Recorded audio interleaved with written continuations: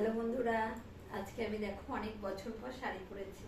আমার খুব ভালো লাগছে না, অনেক বছর পর আজকে আমি শাড়ি পরলাম।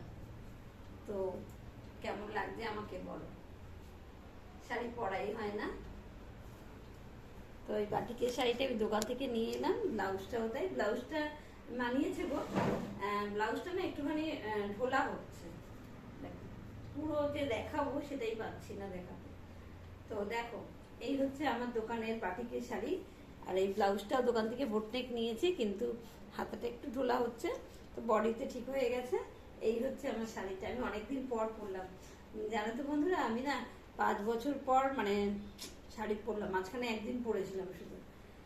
শাড়ি পরা ভুলেই গেছি, যবে থেকে ব্যবসা করছি আমি শাড়ি পরা ভুলেই গেছি। এই হলো ব্যাপার। তো আজকে শাড়ি পরে মনে হচ্ছে একটু নতুন নতুন অন্যরকম লাগছে।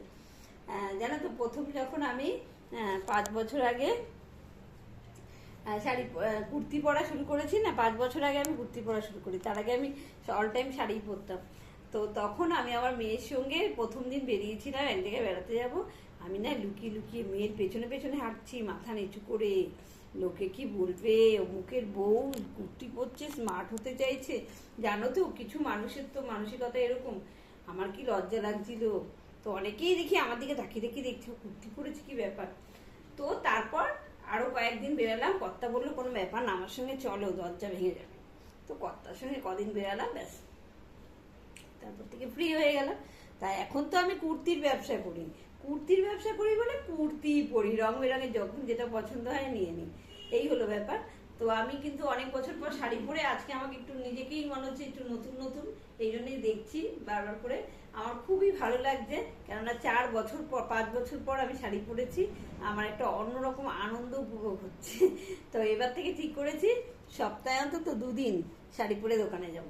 দোকানে যাই বলি না, 2 বেলা শাড়ি পরতে একটু টাইম লাগে বলো, এই জন্য না শাড়ি পরে দোকানে যাওয়া হয় না, বুঝলে তো, এই হলো ব্যাপার। তো এবার ঠিক করেছি সপ্তাহে 2 দিন অন্তত, শনি রবিবার দিন অন্তত শাড়ি পরবো, শাড়ি পরে দোকানে যাবো, বুঝলে। এই হলো ব্যাপার। দেখো শাড়িটা কেমন লাগছে। এই রে, ফোন চলে এলো, ফোন চলে এলো, ফোন বাজছে, কোথায় যাবে দাঁড়াও দেখছি।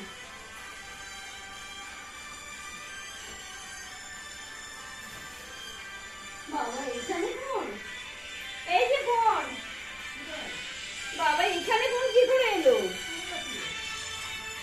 ওই যে ফ্রিজের উপর, ওই ওই ওই চাকটায়, ফ্রিজের উপর ওই চাকটায়। যাই হোক, জানি না ওই ফোনটা কি করে। এই হলো ব্যাপার। আমার কর্তার ফোনটা খুঁজে পাচ্ছিল না, ফোনটা পেয়ে গেলাম। হঠাৎ করে ফোন এসছে একটা, হ্যালো, বুঝলে, এই হলো ব্যাপার। তো যাই হোক, তো তোমাদের সঙ্গে শেয়ার করলাম আমার গল্পটা। টাটা।